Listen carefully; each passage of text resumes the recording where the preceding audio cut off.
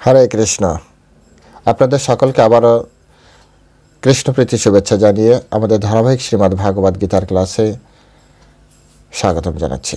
আজ আমরা শ্রীমদ্ ভাগবত গীতার অন্তর্গত পঞ্চম অধ্যায়ের 22 নম্বর শ্লোক নিয়ে আলোচনা করব। শ্লোকটি এই ভৌতিক জগতে কীভাবে সুখ প্রাপ্তি করা যায় সেই বিষয়ে। তো সকলের সাথে থাকবেন। শুরুতে একটা ছোট্ট অনুরোধ, যারা চ্যানেলে প্রথম এসেছেন অবশ্যই চ্যানেলটি সাবস্ক্রাইব করবেন, আর ভালো লাগলে অবশ্যই একটা লাইক করবেন, আর আপনার বন্ধুবান্ধবের কাছে ভিডিওটি শেয়ার করবেন। তো চলুন শুরু করি।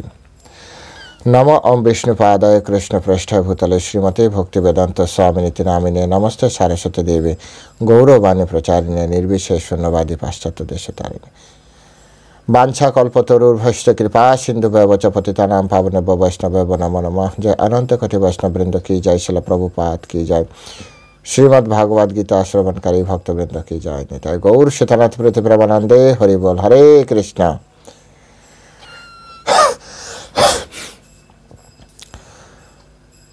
ওম নমো ভগবতে বাসুদেবায়। ওম নমো ভগবতে বাসুদেবায়। ওম নমো ভগবতে বাসুদেবায়। শ্রীমদ্ ভাগবত গীতা পঞ্চম অধ্যায় কর্ম সন্ন্যাস যোগ, শ্লোক নম্বর 22। যে হি সংস্পর্শজা ভোগা দুঃখ জনায়ু এবতে অদ্বন্তবন্ত কৌন্তেয় নাতেষু রমতে বুধা। যে হি সংস্পর্শজ ভোগা দুঃখ জনায় এবতে অদ্বন্তবন্ত কৌন্তেয় নাতেষু রমতে বুধা। হরে কৃষ্ণ। এখন আমরা এই সংস্কৃত শ্লোকের শিল প্রভুপাদ কর্তৃক যে বাংলা ভাষানুবাদ দেওয়া হয়েছে সেই ভাষানুবাদ আমরা শ্রবণ করব। চলুন শ্রবণ করি। অনুবাদ। বিবেকবান পুরুষ দুঃখের কারণ যে ইন্দ্রিয়জাত বিষয়ভোগ তাতে আসক্ত হন না। হে কৌন্তেয়, এই ধরনের সুখভোগ আদি ও অন্তবিশিষ্ট, তাই জ্ঞানী ব্যক্তিরা তাতে প্রীতি লাভ করেন না। আরেকবার পড়ছি। বিবেকবান পুরুষ দুঃখের কারণ যে ইন্দ্রিয়জাত বিষয়ভোগ তাতে আসক্ত হন না। হে কৌন্তেয়, এই ধরনের সুখভোগ আদি অন্তবিশিষ্ট, তাই জ্ঞানী ব্যক্তিরা তাতে প্রীতি লাভ করেন না। হরে কৃষ্ণ। জয় শিল প্রভুপাদ কি জয়।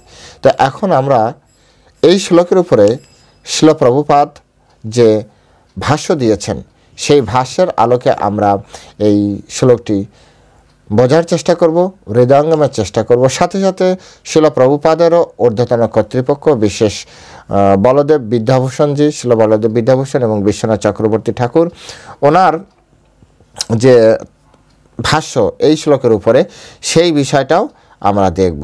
তো এখানে খুব সুন্দরভাবে অ্যাকচুয়ালি সার সংক্ষেপ, যেটা এই তিনটি ভাষ্যের যে সার সংক্ষেপ, সেই সার সংক্ষেপেই আমরা এখানে আলোচনা করব। কারণ এই ভাষ্য এত বড় যে আমি যদি শুধু গড় পড়েও যাই লাইন টু লাইন তাতেও অনেকটা সময় নেবে। আর শুধু শিল প্রভুপাদের যে গ্রন্থ সেটি সুন্দর ভাষা, আর বাকিগুলো হচ্ছে খুব একদম মূল লেখাটা সংস্কৃতে, যেটা বাংলা করা হয়েছে সেটাও উচ্চ মার্গের বাংলা, তো ওয়ার্ড লাগবে। আমি জাস্ট সার সংক্ষেপ বলছি। তো এখানে বলা হচ্ছে যে বিবেকবান পুরুষ দুঃখের কারণ যে ইন্দ্রিয়জাত বিষয় সুখ তাতে আকৃষ্ট হন না। এখন প্রথমে আমাদের দুঃখের কারণ, মূল বিষয় হচ্ছে দুঃখের কারণটা কি। হ্যাঁ, এই জগতে দুঃখের কারণ কি এই শ্লোকের মাধ্যমে আমরা জানতে পারছি। পরমেশ্বর ভগবান এই যে আমরা সুখ বা দুঃখ পাই, আসলে দুঃখের কারণ কি? দুঃখের কারণ হচ্ছে, বলছে যে ইন্দ্রিয়জাত বিষয় ভোগ। ইন্দ্রিয়জাত বিষয় ভোগ মানে আমাদের যে ইন্দ্রিয়ের দ্বারা, এই যে চক্ষু কর্ণ নাসিকা ত্বক জিহ্বা, এই ইন্দ্রিয়ের দ্বারা যে আমরা বিষয় গ্রহণ করছি না, এটাই হচ্ছে আমাদের দুঃখ। এই হচ্ছে আমাদের দুঃখের কারণ। কত সুন্দরভাবে এখানে কৃষ্ণ আমাদের বোঝাচ্ছে এই জগতে দুঃখের আর কোনো দ্বিতীয় কারণ নেই। এই বিষয় ভোগ করাই আর এই জগতে এমনভাবে তৈরি করেছে যে আমাদের ইন্দ্রিয় ভোগ্য। এই জগতে আমাদের পতনও এই কারণে, আমাদের ইন্দ্রিয় দেওয়াও হয়েছে এই কারণে বিষয় ভোগ করার জন্য। কিন্তু সাধু পুরুষরা তার এই জগতে পতনের কারণ উপলব্ধি করে ইন্দ্রিয়ের দ্বারা আর বশীভূত না হয়ে নিজেকে ইন্দ্রিয়ের বিষয় থেকে সরিয়ে নিয়ে আসার চেষ্টা করেন, অথবা ইন্দ্রিয়ের যে বিষয় সেই বিষয়কে কৃষ্ণের সেবায় লাগানোর চেষ্টা করেন, সমস্ত ইন্দ্রিয় দ্বারা কৃষ্ণের সেবা করার চেষ্টা করেন। এটাকে বলা হয় কর্মকৌশল। পরমেশ্বর ভগবান, আজকে আপনি দেখুন পরমেশ্বর ভগবান কত সুন্দরভাবে বোঝাচ্ছে। আজকে আপনি আপনার গৃহে যে দুঃখ পাচ্ছেন, এই দুঃখের কারণ কি? এই দুঃখের কারণ হচ্ছে আপনার ইন্দ্রিয় বিষয় ভোগ, আর কিন্তু কিচ্ছু নয়। এই জগতে আপনি কাউকে দোষ দিতে পারেন না যে আপনাকে অমুক লোক আপনাকে কষ্ট দিচ্ছে, বা জানেন উনি না আমাকে খুব কষ্ট দিচ্ছে, উনি আমার সাথে খুব খারাপ ব্যবহার করছে। আপনি ভালো ব্যবহার চেয়েছেন বিদায় তো ওনার ব্যবহারটা খারাপ লাগছে। আপনি যদি তার কাছে ব্যবহার ভালো না চাইতেন তো সে যেটা করছে সেটাই আপনার জন্য পারফেক্ট ছিল। বিষয়গুলো এভাবে বিচার করতে হবে। আমাদের চাওয়া, আমাদের কামনা বাসনা যখন পূর্ণ হয় না, তখনই আমাদের বিভিন্ন ধরনের দোষারোপ হয়। যদি একজন ব্যক্তি আপনাকে এমন হয় যে একজন ব্যক্তি আপনার সাথে খুব ভালো ব্যবহার করেছে, আপনি কি তাকে দোষ দিবেন? একজন ব্যক্তি আপনাকে খুব সুন্দর একটা দামি মোবাইল আইফোন গিফট করেছে, আপনি তাকে খারাপ বলবেন না। কিন্তু যে ব্যক্তি ধরুন আপনাকে আপনার বার্থডেতে একটা খুব আপনার এমন একটা দিয়েছে যা আপনার পছন্দ না, তখন কিন্তু আপনার খারাপ লাগবে। এর পিছনে কারণটা কি? ওই ব্যক্তির দেওয়াটা খারাপের কারণ না, খারাপের কারণ হচ্ছে আপনি তার কাছ থেকে এটা আশা করেননি, আপনার ইন্দ্রিয় বিষয় ভোগ মেটেনি। ওই ব্যক্তির সমস্যা না, ওই ব্যক্তির গিফটের সমস্যা না, সমস্যাটা হচ্ছে আপনার চাওয়া পাওয়ায়, আপনার ইন্দ্রিয়ের বিষয় ভোগ না মেটার কারণে। আশা করি আপনারা বুঝতে পারছেন, খুব সহজেই বোঝা যায় এই জগতে আমরা দুঃখ কেন পাচ্ছি। কারণ খুব সিম্পল। সিম্পলটা কি? আমাদের ইন্দ্রিয়ের বিষয় ভোগ। তাই যদি সুখে আপনি থাকতে চান, তাহলে এখান থেকে শিক্ষাটা কি? এই জগতে আপনি সুখে থাকতে চান, ইন্দ্রিয়ের বিষয় ভোগ করা ত্যাগ করুন। কিভাবে ত্যাগ করবেন? কৃষ্ণে অর্পণ করুন, কৃষ্ণে অর্পণ করুন। দেখবেন আপনি বাজার থেকে একটা জামা কিনবেন, আপনার পছন্দের জামা, বাড়ি আসতে না আসতেই অনেকের ভিতরে এটা আমরা পরীক্ষিত যে এরকম জামাটা কিনে কি ঠকলাম, আমাকে এর থেকে কমে কি কিনতে পারতাম, দোকানদারকে আমাকে ঠকিয়ে দিল, জিনিসটা ঠিক আছে কি না। আপনি টাকা দিয়ে আপনার পছন্দের জিনিস কেনার পরেও আপনার ভিতরে দ্বিধাদ্বন্দ্ব থাকে।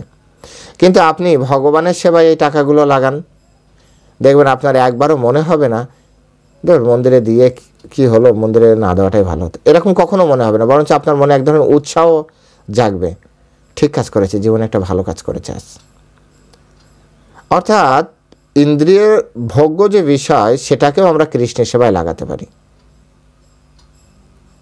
কৃষ্ণের সেবায় যখন আপনি লাগাবেন তখন শুধুমাত্র আপনার সুখ প্রাপ্তি হবে। অর্থাৎ গাছের গোড়ায় আপনি যখন জল দিয়েছেন আপনাতেই সব কিছু সুন্দর তৈরি হয়ে যাবে। এখন প্রথমে বলছে যে বিবেকবান পুরুষ দুঃখের কারণে ইন্দ্রিয় যে বিষয় ভোগ তাতে আসক্ত হয় না।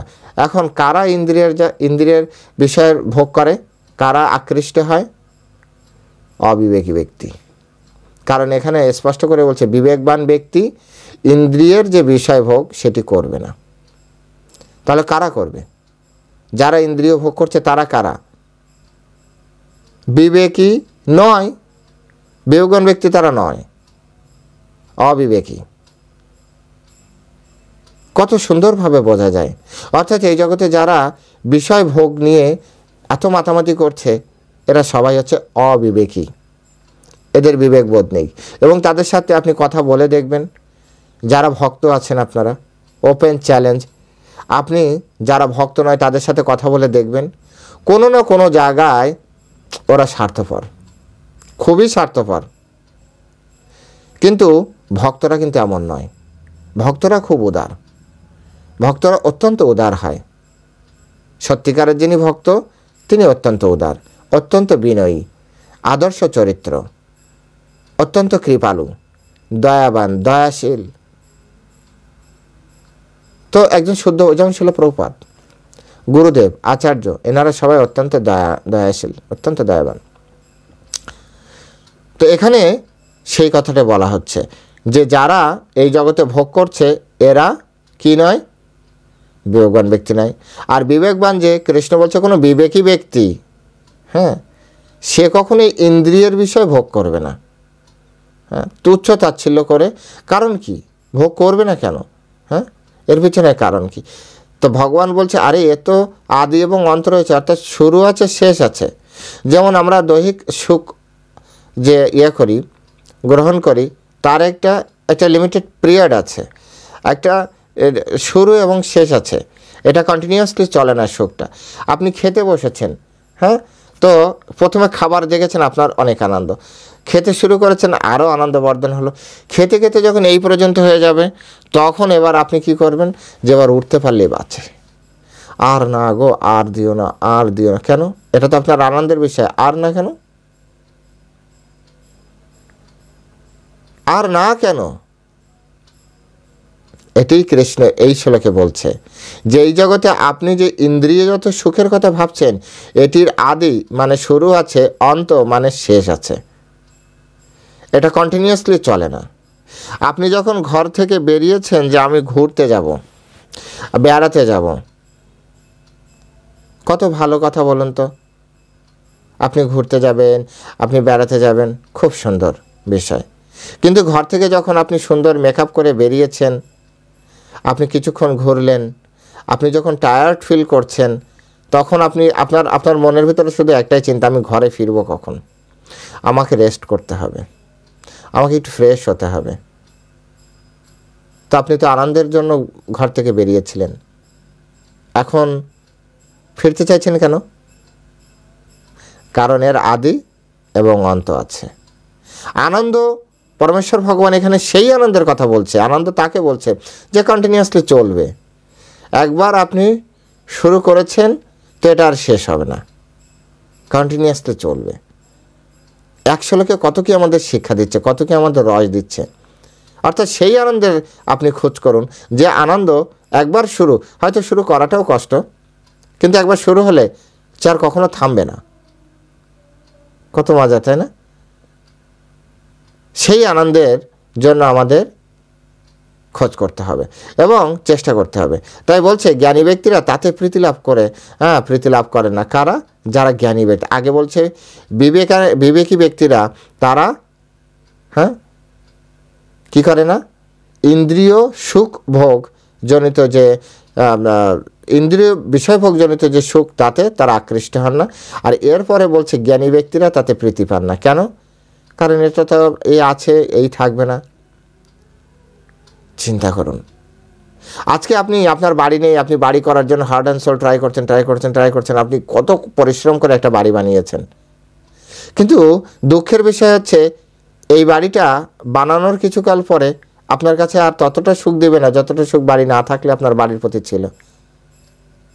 যখন একের পর এক বাড়িতে খরচ হবে বা আপনার হবে, বা ওই বাড়িতে যখন আরও অনেক ঝামেলা হবে, তখন আপনার কাছে বাড়িটাই গলার কাটা মনে হবে।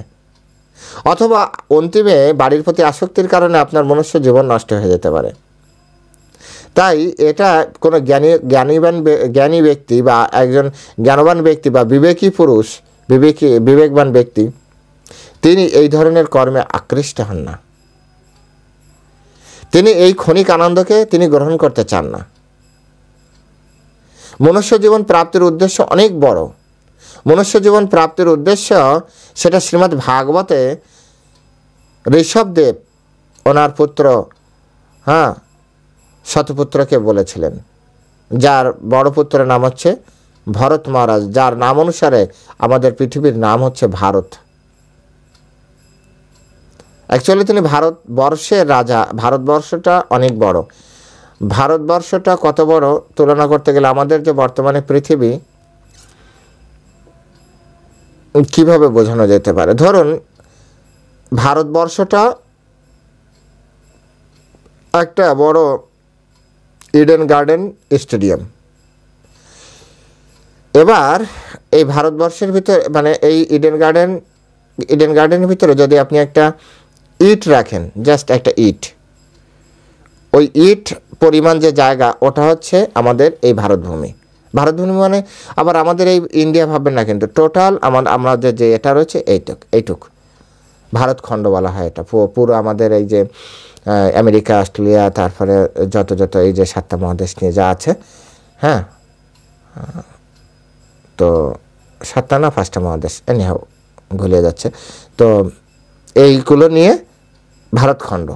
তো এই ভারতখণ্ডের পরিমাণ ধরুন একটা ইটের সমান জায়গা, আর পুরোটা হচ্ছে ভারতবর্ষ, পুরো স্টেডিয়ামটা। তো ভরত মহারাজা এই পুরোটার মালিক ছিল, তো সেই হিসেবে ভারত ভূমির, হ্যাঁ, ভারতখণ্ডেরও মালিক ছিল।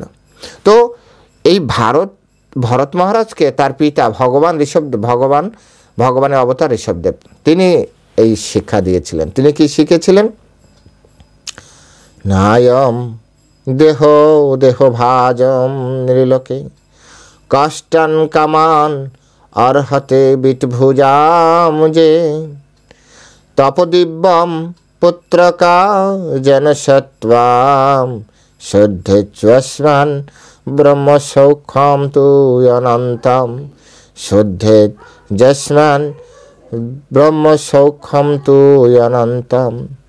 বলছেন, হে পুত্র, মনুষ্য জীবন প্রাপ্তির উদ্দেশ্য হচ্ছে কি?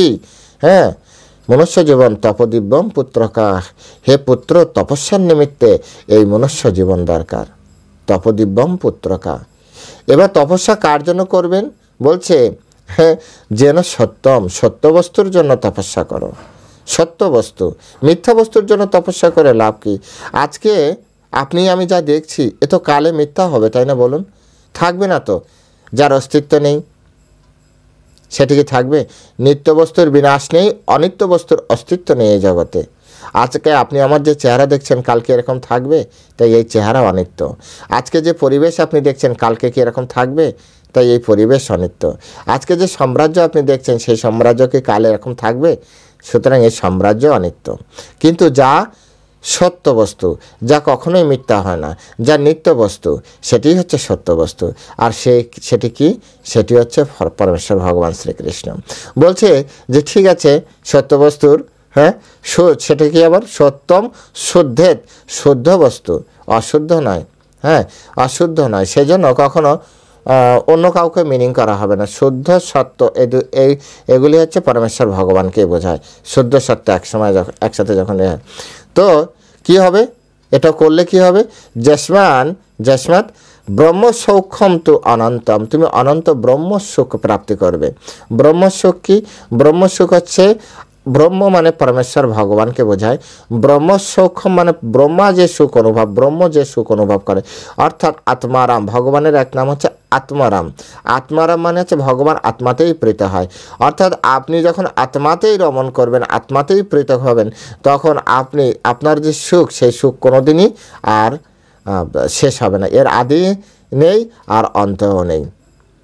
হ্যাঁ, এখানে যে কথাটি বলেছে যে এই জড়জগতের সুখ, যেটা সুখের আভাস যেটাকে বলা হয়, সেটার আদি আছে, অন্ত আছে। কিন্তু আপনি যদি ভগবানের চরণে নিজেকে আত্মসমর্পণ করেন, তাহলে আপনি আদি এবং অন্তবিহীন সেই সুখ অনুভব করবেন। আর মনুষ্য জীবনের উদ্দেশ্য এটি। মনুষ্য জীবনের উদ্দেশ্য কখনো নায়ম দেহ ভাজন নৃলোকে কষ্টান কামান অর্হতে বীরভোজাম যে।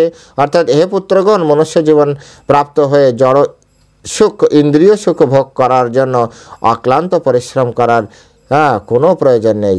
বিষ্ঠা আহারী শুকরেরা এই সুখ লাভ করে থাকে। বিষ্ঠা যারা গ্রহণ করে তারাও তো দৈহিক সুখ, এই যে স্বামী স্ত্রী, একটা কুকুর বিড়ালও আস্বাদন করে, একটা শুকরও আস্বাদন করে, একটা পাখি, একটা বানর পর্যন্ত আস্বাদন করে। এই জগতে খাবার শুধু দেহ পরিচালনার জন্যই শুধু খাবার খেতে হয়, জানেন? আপনি যত কোটি টাকার খাবার কেনেন, আপনি সব কিন্তু খেতে পারবেন না। আপনার দেহটাকে জাস্ট চালানোর জন্যই আপনার খাবারের দরকার। আর দেহটা চালানোর জন্য একটা শূকর পর্যন্ত খাবার খেয়ে বেঁচে আছে, একটা ঘোড়া, একটা গরু, একটা ছাগল, একটা গাধা, একটা সবাই এরা খাবার খেয়ে, এরা না কোনো কিছু ইনকাম করে। এদের কখনো আপনি শুনেছেন যে গরু, ছাগল, ভেড়া, শূকর, বিড়াল, কুকুর এরা কখনো স্কুলে যায় পড়াশোনা করে? এরা কখনো বড় বড় বিজনেস সেন্টার খুলেছে বা এরা কোনো অফিসে চাকরি করে? এরা খায় কোথায়? এদের জন্য কে রান্না করে? কখনো আপনি চিন্তা করেছেন এই যে এত এত কুকুর রয়েছে, কোন ঘর কে এদের জন্য রান্না করে? এত পাখির জন্য কে রান্না করে? কিন্তু কেউ না কেউ এদের খেতে দিচ্ছে, কেউ না কেউ এদের বাঁচিয়ে রেখেছে। অর্থাৎ দেহ ভরণ পোষণের জন্য মানুষ যদি হস্তক্ষেপ না করে তাহলে সকলে এই জগতে সুখে সুন্দরভাবে বাঁচতে পারে। তাই মানুষের কখনো অন্যের স্বাধীনতায় হস্তক্ষেপ করা উচিত নয়। অন্যের স্বাধীনতায় হস্তক্ষেপ করলে মানুষেরই তাতে ক্ষতি হয়। আজকে দেখুন কত জায়গার কত সুন্দর সুন্দর জলাশয় আপনার কি করছে, জলাশয় ভরাট করে সেখানে বড় বড় বিল্ডিং তৈরি করা হচ্ছে। একবার বিচার করুন, পুকুর কিনে সেখানে কতটা অমানবিক চিন্তা করুন। আপনি সৃষ্টির সেরা জীব, আপনাকে শক্তি দেওয়া হয়েছে, তাই যারা বংশ পরম্পরায় সেখানে বসবাস করছে, ওই মাছ, ওইখানে যে যত প্রাণী আছে জলজ প্রাণী, ওরা বংশ পরম্পরায় ওটাই ওদের ঘর, ওটাই ওদের বাড়ি। আর আপনি কি করছেন? আপনি সেই ওদের বাড়ি থেকে ওদেরকে শুধু ঘাড় ধাক্কা নয়, ওদেরকে হত্যা করছেন ওদের বাড়িতে রেখে। এবং তারপরে আপনি আপনার বাড়ি তৈরি করেছেন। কি সুখ প্রাপ্তি হবে বলুন? আপনার ঘর থেকে যদি আপনাকে কেউ গলা ধাক্কা দিয়ে বের করে দেয়, অথবা আপনার বাড়িতে রেখে যদি আপনাকে মেরে দিয়ে ওই বাড়ি আরেকজন দখল করে, আপনার কেমন লাগবে বলুন তো? কিন্তু আমরা কতটা সভ্য, কতটা মানবিক আমরা কাজ করছি একবার বিচার করে দেখুন। এইগুলো বিচার করার কেউ নেই। হয়তো আমার এই কথা শুনে অনেকে হাসবে, কিন্তু একবার বিচার করে দেখুন যে যত জলাশয় বন্ধ করে, যত লেক বন্ধ করে আপনি যে ঘর বাড়ি তৈরি করছেন, সেটি কত লোকের, কত প্রাণীর আশ্রয় নষ্ট করছেন। কি এর কি কোনো পরিণাম নেই? এর কি কোনো বিচার নেই? অবশ্যই বিচার হবে। তাই এগুলোর জন্য আমাদের এইভাবে বিচার করা উচিত। আমাদের এগুলির জন্য সময় নষ্ট করা উচিত না। মনুষ্য জীবন শুধু তপস্যার নিমিত্তে। এই জীবন ক্ষণস্থায়ী, আজ আছে কাল নেই।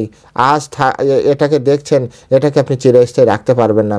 আজ অবধি পৃথিবীতে কেউ বলতে পারেনি যে জগতে অনন্তকাল ধরে কেউ একজন আছে, কেউ নেই। এই জগতে শুধুমাত্র ভগবানের পরিকল্পনায় যারা অংশগ্রহণ করেছে, ভগবানের আশীর্বাদে বা ভগবানের অভিশাপে যদি কেউ এরকম থাকে, মানে বিশেষ কারণে কেউ যদি এই জগতে থাকে, সে দীর্ঘদিন ধরে থাকতে পারে।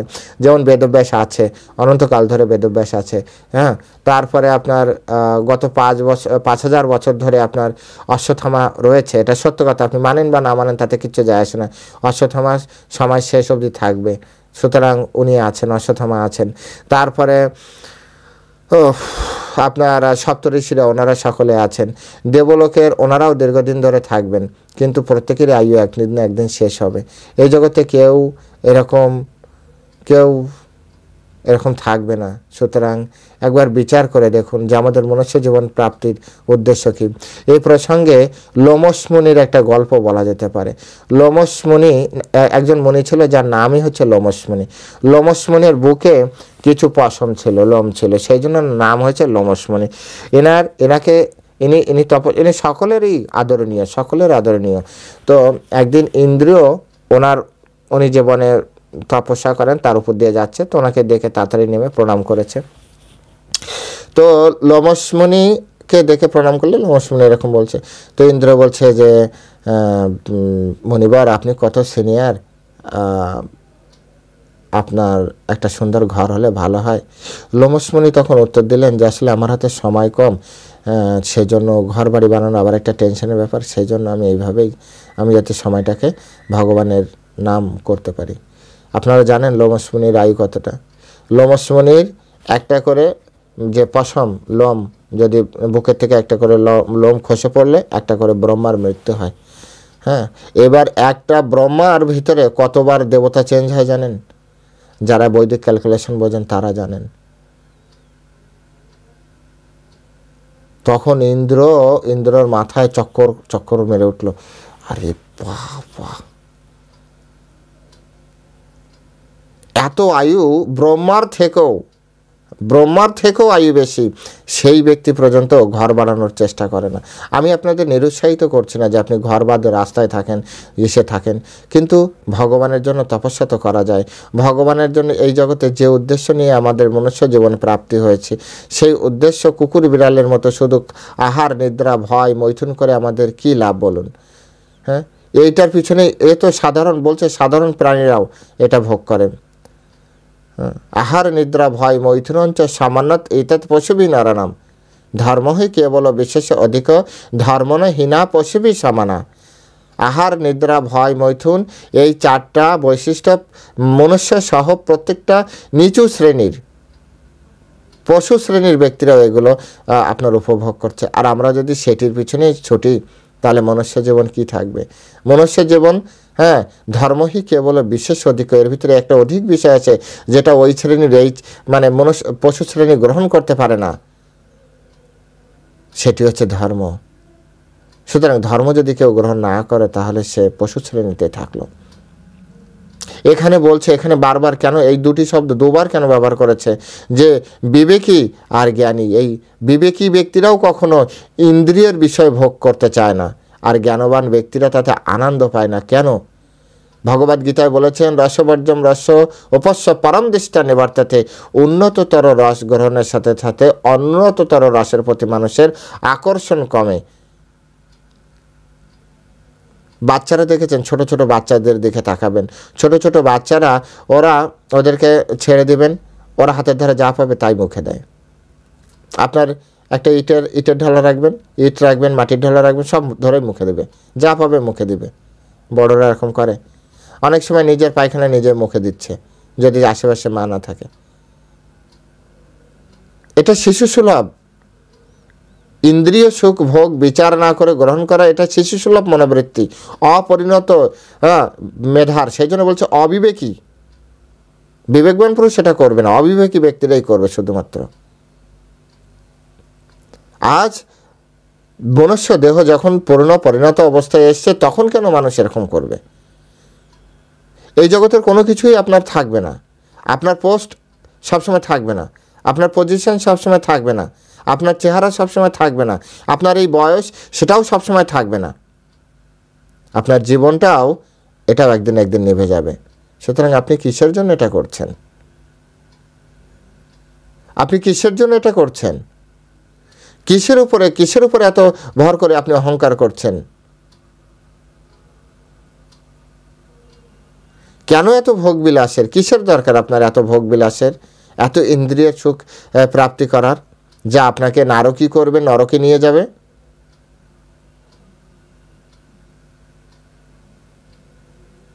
বিচার করুন।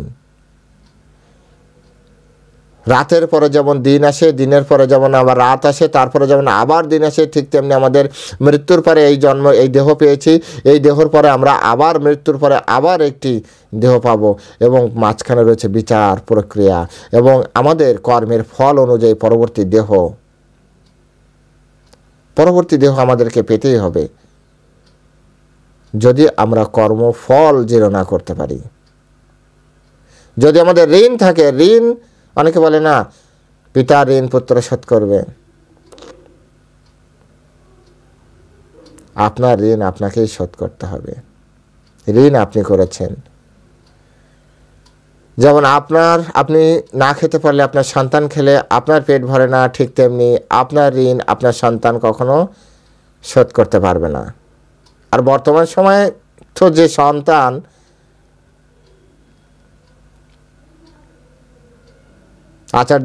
আচার্যরা এভাবে বলছেন যে পুত্র যদি পুত্র না হয় তাহলে সে মূত্রতুল্য। কঠিন সিদ্ধান্ত। আমাকে আপনাকে প্রত্যেকে অনেক সুন্দরভাবে জীবনযাপন করার চেষ্টা করতে হবে, তা না হলে অনেক বিপদ। ভক্তদের জন্য একটা ফ্যাসিলিটিস আছে, যদি কেউ পূর্ণরূপে শুদ্ধ ভক্ত হয়, ভগবানের চরণে সমর্পিত ভক্ত হয়, তাহলে তার পিতামাতাকে পরমেশ্বর ভগবান একটা সুযোগ দেন নেক্সট লাইফে, যাতে সে একটা সুযোগ পায়। একটা মানুষের বা একটা ভক্তের ঘরে জন্ম হলো, এর বাইরে আর কৃষ্ণ কি করবে?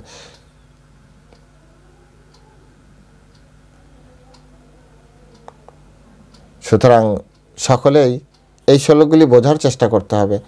আপনি আপনার জীবনেও আপনি তখনই দুঃখ পাচ্ছেন যখন আপনি ইন্দ্রিয়ের বিষয় সুখ উপভোগের জন্য অত্যন্ত লালায়িত হয়ে আছেন, তখনই আপনার দুঃখ আসবে। আর আসবেই, লিখে রাখেন, কৃষ্ণ নিজে বলছে আসবেই। তাই যথার্থ যোগী ইন্দ্রিয় সুখের প্রতি আকৃষ্ট হন না।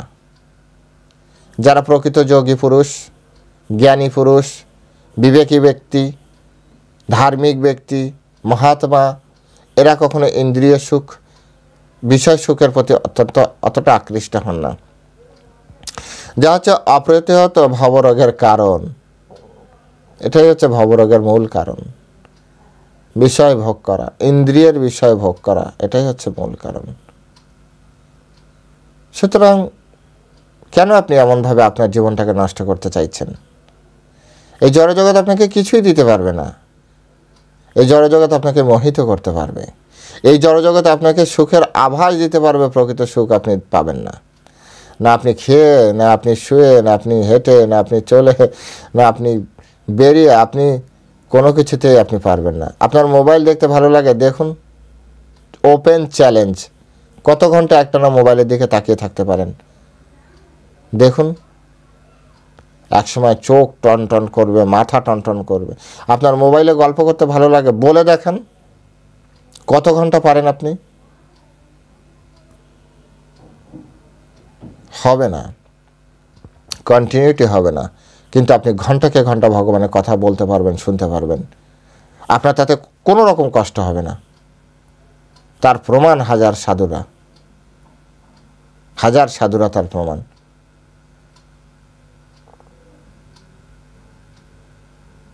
আজ একজন বলছে যে প্রভু আপনি প্রতিদিন 2টো করে দিচ্ছেন, আমার তো দেখার সময়ই পাচ্ছি না, আপনি দিচ্ছেন কিভাবে? আমার উদ্দেশ্য সবগুলো রেকর্ড করে রাখা,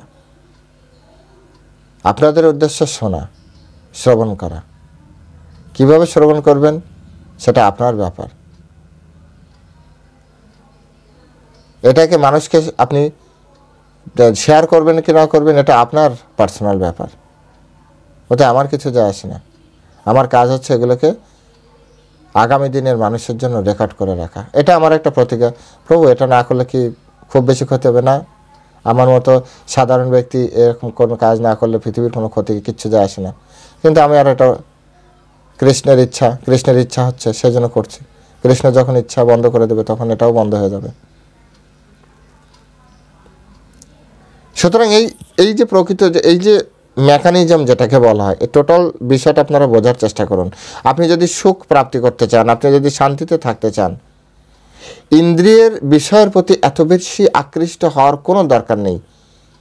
এই দুনিয়া হচ্ছে ফলসি দুনিয়া, রিয়েলিটিতে দুনিয়ার কোনো অস্তিত্ব নেই। আজকে আপনি দেখছেন, কাল এরকম থাকবে না। এখন ধরুন অনেকটা ঠান্ডা, কাল এরকম থাকবে না, কিন্তু দেখবেন। এই ভিডিও যারা দেখছেন, আমি যদি গরম মধ্য অবধি ক্লাস ভগবান চায় আমাকে দিয়ে দেওয়া হয়, এই যে দেখুন এত শীতের জিনিস পড়েছে না, হ্যাঁ, তো তখন আমি ফ্যানও চালাতে পারবো না, ফ্যানের ভিতরে শ্বাসের শব্দ হবে। আমার তো আর এসির ব্যবস্থা নেই, তো ফ্যানটাও চালাতে পারবো না। তখন দেখবেন খালি ঘাম মজু আর আপনাদের সামনে চকচক করে মুখ চকচক করছে, কথা বলতে হবে। কোনটা সত্য রে ভাই? শীত সত্য না গরম সত্য? এ সময় এক সময় সব যাবে। সুতরাং এর প্রতি এত বেশি আকৃষ্ট বা এত বেশি এটার প্রতি এত বেশি, এটাকে যেতে দিন, যেভাবে যাচ্ছে যাক। বিবেকবান পুরুষের মতো আচরণ করুন, ইন্দ্রিয়ের বিষয়ের প্রতি বেশি আকৃষ্ট হচ্ছেন না। তো সকলে ভালো থাকবেন। আজ এ পর্যন্তই। নেক্সট ক্লাসে আমরা নেক্সট বিষয় নিয়ে আলোচনা করব। যেতে যেতে আরেকটা অনুরোধ করি, ভিডিও ভালো লাগলে অবশ্যই লাইক এবং শেয়ার করতে ভুলবেন না। নতুন হলে সাবস্ক্রাইব করতে ভুলবেন না। আমি আমার জায়গায় আমার কাজ করছি, আপনারা আপনাদের জায়গায় এই ধর্ম প্রচারে কতটা সহযোগিতা করবেন সেটা আপনাদের ব্যাপার। প্রত্যেকের জায়গায় প্রত্যেকের মতো করে ভগবানের সেবা করতেই থাকবে। হরে কৃষ্ণ। জয় শ্রীল প্রভুপাদ কি জয়।